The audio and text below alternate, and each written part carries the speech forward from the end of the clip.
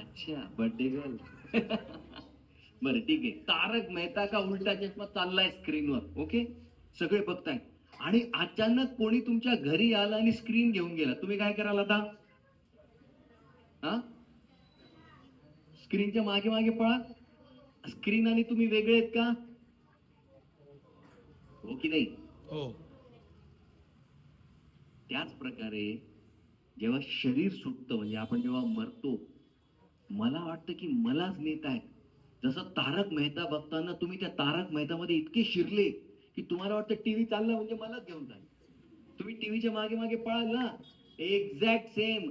तिकडे गेल्यावर आपल्याला काहीच होत नाही, पण आपलं तादात्म्य इतकं घट्ट आहे की मला त्रास होतो. तुला नाही, तू स्क्रीन चालला फक्त. येतंय लक्षात? म्हणून देवाला जे आपण म्हणतो ना, काय क्रूर रे नरकात, अरे त्याने काहीच केलेलं नाही, तुम्हाला हातही लावलेलं नाही, पण तुम्ही इतका आसक्त आहात की तुमच्या सूक्ष्म शरीराबरोबर तुम्ही मागे मागे मागे मागे पळत जातात. लक्षात आला सिद्धांत? आपल्याला काहीच होत नाही, नरकातही काही होत नाही. आपल्याला तो फक्त अनुभव असतो की हा मला वाटतं मला होतंय, पण आपल्याला काही होत नाही. हे भागवताच्या सप्तम स्कंदात, ज्याच्यावर आपण पुढच्या आठवड्यापासून कथा सुरू करणार आहोत. तर हा सिद्धांत आहे. म्हणून आपल्या शरीरात एक विशेष पद्धतीची रचना केलेली आहे. जसं इथे काय दिसतंय तुम्हाला? काय दिसतंय फोटोत? काय दिसतंय इकडे? इकडच्या फोटोत न्यूरॉन. समोसा. जागे झाले, जागे झाले. आपल्याकडे आज नाही, साधी खिचडी फक्त. आता जर समजा इथे तुम्हाला कोणी सांगितलं की आपण आज गरम गरम समोसे सगळ्यांना देणार आहे, आणि त्या समोस्यामध्ये आपण पनीर टाकले, बटाट्याचे तुकडे टाकले, मटार टाकली, आपण त्याच्यात कोथिंबीर टाकली, आपण त्याच्यात मसाले टाकले, त्याच्यात आपण चाट टाकलं. ऐकलं ऐकलं तोंडाला पाणी कसं काय आलं? समोसा तर नाहीये, बरोबर? आपल्या शरीरामध्ये ते कारण शरीर होतं ना.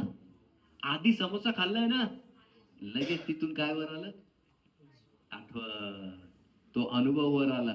आणि अनुभव इतका शक्तिशाली असतो की तो शरीरात त्याच प्रकारचे केमिकल रिलीज करतो. त्याला सायन्स मध्ये म्हणतात सायनॅप्टिक कनेक्शन, मेडिकलच्या भाषेमध्ये म्हणतात त्याला. हा एक न्यूरल पाथवे आहे. म्हणून ज्या ज्या प्रकारच्या घटना घडतात त्या त्या प्रकारचे केमिकल आपल्या शरीरात रिलीज होतात. सगळा अनुभवाचा भाग आहे. तुम्ही ज्या वेळेला खूप आनंदी असतात त्यावेळेला कुठलं येतं? ऑक्सिटोसिन नावाचा केमिकल रिलीज होतो. कारण तो आत्मा आनंदी आहे. आत्मा लहरी पाठवतो, इमोशनल वेव्ह. ते इमोशनल वेव्ह केमिकल मध्ये कन्वर्ट होतात. त्या केमिकलचं नाव काय? ऑक्सिटोसिन. ज्या वेळेला तुमच्या शरीरात खूप पीडा आहे, कुठला केमिकल रिलीज होणार? एंडॉर्फिन. ज्या वेळेला तुम्ही खूप मोठं काम केलं, तुम्हाला वाटतं वाव मस्त मजा आली, कुठला? डोपॅमिन. आतला तो आत्मा इमोशनल वेव्स पाठवतो, बाहेर केमिकलच्या भाषेत त्याचं रूपांतर होतं. बाकी काहीच चाललेलं नाही. आत्मा कुठेही पिक्चर मध्ये नाही. हे सायन्स आहे, हे विज्ञान आहे जे गीता शिकवते. आणि त्याच्यामुळे आहे खूप सुंदर पुस्तक आहे, ज्यांना इंग्लिश येतं त्यांनी वाचावं. ह्या रायटरने 35-25 वर्ष रिसर्च करून हे पुस्तक लिहिलेलं. आणि त्याच्यात तो काय दाखवतो की तुमचं मन, हे जे इकडे दिसतंय ना तुम्हाला, नेम ऑफ लेवल दिसतंय तुम्हाला इकडे, तुमच्या मनात ज्या ज्या प्रकारचे भाव असतात त्या त्या प्रकारच्या लहरी तुमच्या शरीरात उठतात, आणि त्या त्या प्रकारचे आजार तुमच्या मनात तयार होतात, शरीरात तयार होतात. इतकं सूक्ष्म आहे. म्हणून तुम्ही जर मन नियंत्रणात नाही ठेवलं तर हे बघा, एन्झायटी वाल्याचं शरीर किती लाल आहे, प्रेम वाल्याचं किती लाल आहे, डिप्रेशन वाल्याचं पूर्ण काळच पडलंय त्याचं. हे स्कॅनिंग केलेलं आहे त्यांनी की ज्या व्यक्तीच्या जीवनामध्ये खूप आनंद आहे, हे असं एकदम ब्राईट दिसतं त्याचं शरीर. हे बघा, दिसतंय का तुम्हाला? लव लिहिलंय तिथे वरती. याला म्हणतात सायन्स. हे गीतेत खूप आधी सांगितलेलं आहे. मन हे भावनांचं ठिकाण आहे. मन जर ठिकाण्यावर नसेल तर हे सगळं तुमचं आयुष्य काळं होईल. म्हणून तुम्ही ज्या ज्या क्रिया करतात त्या सगळ्या क्रियांचं ब्रेन मध्ये एक पाथवे तयार होतो, न्यूरल पाथवे म्हणतात त्याला. म्हणजे समजा तुम्ही रोज एकाच ठिकाणी बसत असाल, एकाच ठिकाणी जेवत असाल, एकच पद्धतीचं जेवण करत असाल, एकच भाषा बोलत असाल, तर ब्रेन ऑटो फंक्शन करायला लागतो, कारण त्याच्यात न्यूरल पाथवे म्हणजे ग्राफ तयार झालेला आहे. आता तो बरोबर तेच करणार. म्हणून बघा, तुमच्या आवडीची व्यक्ती आली की तोंडात आपाप शिव्या येतात. न्यूरल पाथवे येतो, ब्रेनने त्याचं सर्किट बनवून घेतलंय. मोबाईल बघितल्यावर एक सर्किट आहे, खूप आनंद होतो आपोआप, का आता ते ऑटो झालेलं आहे. पुस्तक बघितल्यावर अंगावर काटे येतात, न्यूरल सर्किट आहे. त्या अवस्थेपर्यंत आपण पोहोचलेलो आहोत. म्हणून हे आपल्याला तोडता येतं, मनाचे सगळे पॅटर्न तोडता येतात. त्याला न्यूरोप्लास्टिसिटी म्हणतात. काय म्हणतात? आपल्या ब्रेनचं सर्किट तोडून नवीन सर्किट बनवता येतं. आणि त्या सर्किटला भगवंत गीतेत एक नाव देतात, न कर्तृत्वं न कर्माणि लोकस्य सृजति प्रभु न कर्मफल संयोगम स्वभावस्तु प्रवर्तते. त्या न्यूरल सर्किटला नाव काय दिलंय? स्वभाव. त्या स्वभावाला बदलता येतं. आपल्याकडे एक म्हण आहे ना, स्वभावाला औषध, स्वभावाला गीतेनुसार औषध आहे, पण ते औषध तुम्हाला घ्यावं लागेल रोज, सराव. ठीक आहे, तर ह्या गोष्टी तुम्हाला माहिती पाहिजे. तर हे एक चार्ट आहे, जसा मोबाईल काम करतो. मोबाईल पहिले डेटा जनरेट करतो तुमचा, डेटा नंतर तो डेटाचा अनालिसिस करतो, आणि एकदा त्याला कळलं की तुम्ही काय बघतात, किती मिनिटं बघतात, कसं बघतात, ते ऑटो मोडवर जातं. त्याला म्हणतात डीप लर्निंग. आज आपल्या सगळ्यांचं मन डीप लर्निंग मध्ये आहे, म्हणजे ऑलरेडी सेट झालंय. तिथून बाहेर पडण्यासाठी आपल्याला काही गोष्टी कराव्या लागतील. ओके, आणि इथे अध्यात्म कामात येतो. आणि कसं बदलायचं आता, हे जे आपला स्वभाव झालाय, स्वभावाला बदलण्यासाठी सगळ्यात सोपी पद्धत आहे. काय? स्टोरी बदला.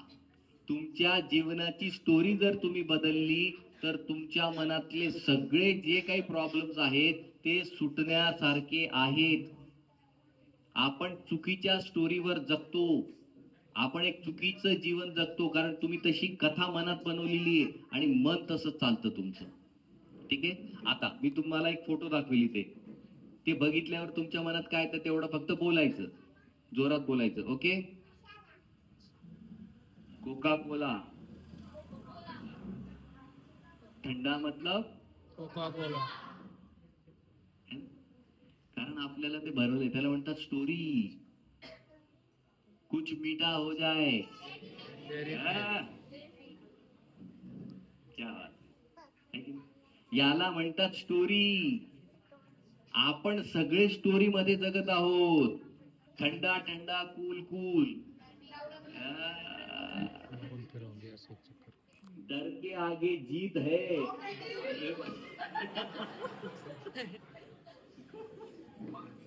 आलं तुमच्या लक्षात? याला म्हणतात स्टोरी. आपल्याला ती स्टोरी इतकी फिट बसवली आहे की बघा, त्याने बघितलं नाही तिथूनच ओरडला तो माउंटेन ड्यू. सगळ्या ऍडव्हर्टाइजमेंटची स्टोरी लाईन आहे ती इथे बसली की तुम्ही मॉल मध्ये गेला की तेच उचलून आणणार, दुसरं काही नाही उचलू शकत, कारण ती स्टोरी फिट आहे. आज तुम्ही जे आहात ते पण एका स्टोरीमुळे आहे. तुम्ही आनंदी असाल स्टोरी, तुम्ही दुःखी असाल स्टोरी, तुम्ही सक्सेसफुल असाल स्टोरी, तुम्ही फेलियर असाल स्टोरी, सगळीकडे स्टोरी. कारण आपलं ब्रेन स्टोरीवर चालतं. हे सायन्स आहे, हे विज्ञान आहे. म्हणून आधीच्या काळी रोज संध्याकाळी सत्संग का व्हायचे? कारण सत्संगात स्टोरी असायची. रामायणाची स्टोरी, महाभारताची स्टोरी, भागवताची स्टोरी, पुराणाची स्टोरी. ती स्टोरी इथे बसली की माझी जुनी स्टोरी बदलता यायची. त्याला म्हणतात न्यूरल पाथवे बदलणं. तुम्ही टीव्ही जे बघतात ना, ती स्टोरी आहे, आणि ती स्टोरी तुम्ही जगता. सिरियसली घ्या हा भाग, फार गंभीर भाग आहे. टीव्ही तुम्हाला स्टोरी विकतं, आणि ती स्टोरी तुम्ही घेतात. म्हणून लोकांना बघा, त्याच्याकडे जर टू व्हीलर असेल ना, त्याला कसं तरी वाटतं, कारण टीव्हीवर काय दाखवलं जातं, सक्सेस म्हणजे याची 4 चाकी गाडी, चक चक चक चक करणारी. मग तुमचं उभं आयुष्य ती गाडी घेण्यात लावतात तुम्ही, आणि गाडी घेतात, आणि तेवढ्यात तुम्ही बघतात की त्यांचे मित्र तर अजून मोठ्या गाडीत गेले, अजून मेहनत करा.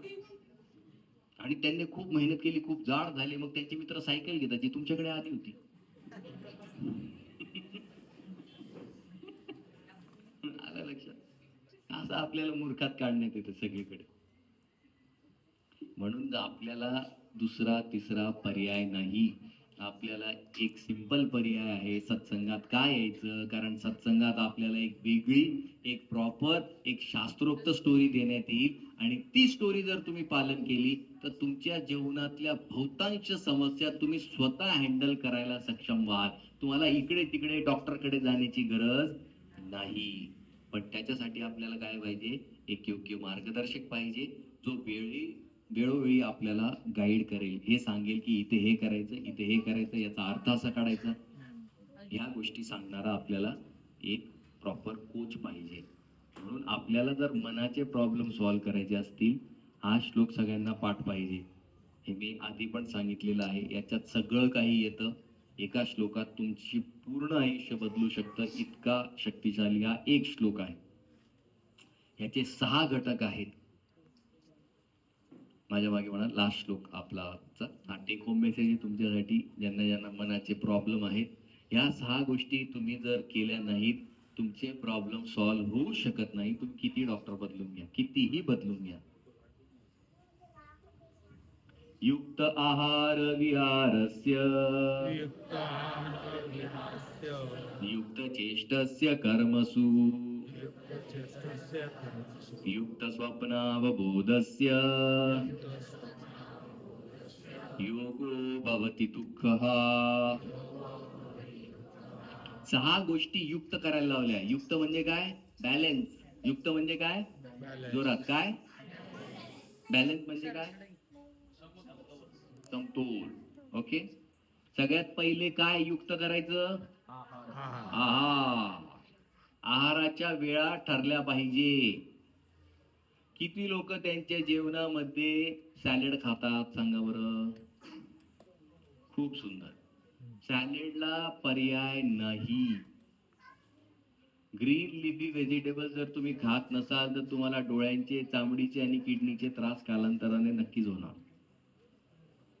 सॅलेड, ज्यांना ज्यांना ऍसिडिटीचा प्रॉब्लेम आहे, सॅलेड सुरू करा, तुम्हाला खूप लवकर रिलीफ मिळेल. आहाराची वेळ तुमची ठरलेलीच पाहिजे. कधी 1 लाच केलं, कधी 2 लाच केलं नाही. युक्त आहार, वेळ आणि आहार काय जे असेल तुमचा ठरलेला पाहिजे. दुसरा, विहार. विहार म्हणजे काय? फिरणं. बरोबर. अजून जसले आपले गुंडे सर आहेत, रोज एक्सरसाइज करा 1 तास रोज.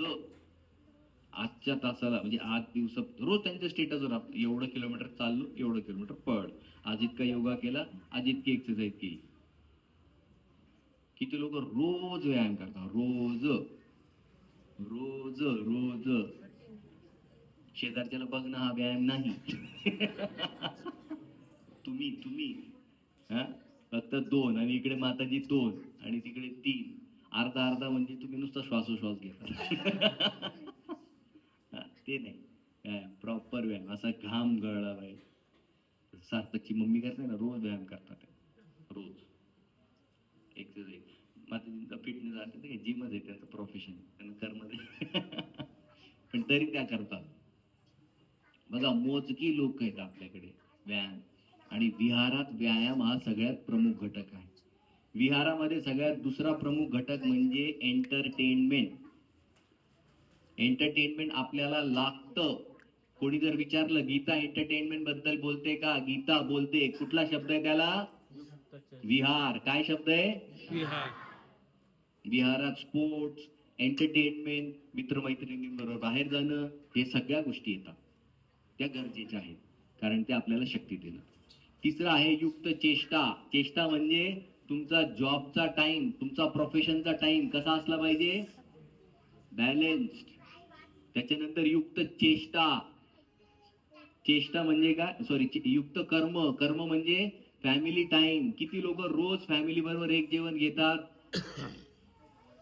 एक जेवण रोज फॅमिली बरोबर, टीव्ही बघता बघता नाही, फक्त जेवण. चांगलं. एक जेवण फॅमिली बरोबर घ्यायचंच, कंपल्सरी आहे. ओके. युक्त स्वप्न, स्वप्न म्हणजे काय? झोप. किती लोक 10च्या आधी झोपतात किंवा 10ला झोपतात? का 10 नाही, 11, 12, किती? 10. वा वा. बाकीचे 12. 10 नंतर जर तुम्ही शरीराला जागवलं, नीट ऐका, 10 नंतर जर तुम्ही शरीराला जागवलं तर तुम्हाला कालांतराने हीटचा प्रॉब्लेम, तो हीटचा प्रॉब्लेम नंतर पाईल्स, पाईल्सचा कॉन्स्टिपेशन, कॉन्स्टिपेशनचा फिशर, आणि फिशर नंतर तुम्हाला माहिती काय, जीवन तुमचं खराब होतं. कारण 10 नंतर बॉडी फ्लशिंगला जाते, म्हणजे साफसफाईच्या मोडवर जाते. म्हणून रात्री 10 नंतर जागायचं नाही, नाहीतर बॉडी हीट वाढवते आणि ती हीट जी आहे ती शरीरातनं काढणार. मग शरीर थंड पडायला लागतं, मग अजून काहीतरी करावं लागतं, मग इकडे हीट, इकडे हीट, हीट करत करत शरीरातलं रक्त तापतं, काळं पडायला लागतं. एखाद्या गाडीमध्ये जर ऑइल काळं पडलं तर ती गाडी नाही चालत जास्त वेळ. मग त्यांना बोनचा त्रास होतो, हाडांचा आणि जॉईंट पेनचा सिरियस प्रॉब्लेम होतो या लोकांना. म्हणून रात्री जागायचं नाही. झोप, झोप 2 गोष्टींमुळे येत नाही, नीट ऐका. ज्यांच्या मनात खूप जास्त चिंता आहे, पास्टला घेऊन किंवा फ्युचरला घेऊन, त्यांना झोप येत नाही, कच्ची झोप येणार. दुसरी गोष्ट, ज्यांच्या शरीराला व्यायाम नाही त्यांना पण कच्ची झोप येते किंवा येत नाही, कारण शरीर थकेपर्यंत मन शांत राहत नाही. ज्यावेळेला शरीर खूप थकतं, मन ऑटोमॅटिक झोपून जाणार. आणि तिसरी गोष्ट, समजा काही कारणास्तव सायकल जर डिस्टर्ब झालेली असेल तर ती सायकल रिस्टोर करता येते. थोडी औषधांची मदत घेऊन ती सायकल पूर्वरत करता येते. का? कारण आपल्याकडे लहानपणी झोपलेत 8-8, 10-10, 12-12 तास, तो डेटा अजूनही मनाकडे. तो डेटा जर मनाने उघडून पाहिला तर मनाला तो कॉन्फिडन्स येतो की हो, मी झोपू शकतो.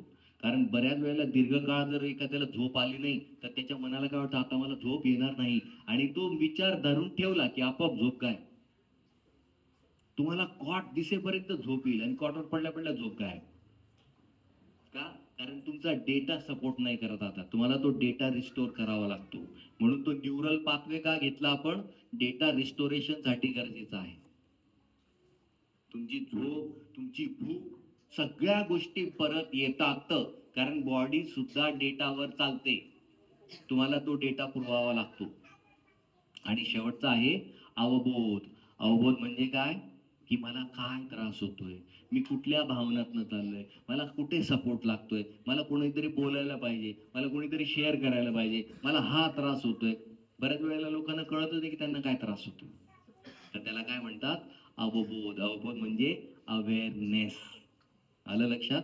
आणि ह्या सगळ्या गोष्टी आपल्याला रुटीन जर करता आल्या तर भगवंत काय म्हणतात? योगो भवती दुःख. हा, आपल्या जीवनातले दुःख 100% नष्ट होतील, याच्यात काही डाऊट नाही. पण ह्या 6 गोष्टी तुम्हाला वेळेत करणं आहेच. ठीक आहे. आणि हे बदलण्यासाठी आपल्याला काय लागतं? आपल्याला लागते स्टोरी. म्हणून पुढच्या आठवड्यापासून आपण एक नवीन वेब सिरीज सुरू करत आहोत. Web series okay. तर आपण अजामिल प्रसंग सुरू करणार आहोत. अजामिल उपाख्यान हा फार फार महत्वाचा विषय आहे. याच्यावर आपण खूप वेगवेगळे सत्र घेणार आहोत आणि खूप प्रॅक्टिकल विषय आहे. भागवताच्या 6व्या स्कंदातला हा भाग आहे. ज्यांना ज्यांना व्यसन आहे, ज्यांना ज्यांना भीती आहे, या सगळ्याच विषयांवर आपण चर्चा करणार आहोत. ज्यांना मृत्यूची भीती आहे, तर अजामिलला नियर डेथ एक्सपिरियन्स झाला, तर त्याची पण चर्चा त्याच्यात केलेली आहे. आणि कसा ह्या सगळ्या गोष्टींवर मात करून तो भगवंताकडे परत जातो, ते आपण पुढच्या सत्रापासून बघणार आहोत. खूप खूप धन्यवाद. हरे कृष्णा हरे कृष्णा कृष्णा कृष्णा हरे हरे, हरे राम राम राम हरे हरे. कोणाला काही प्रश्न आजच्या सत्राला घेऊन?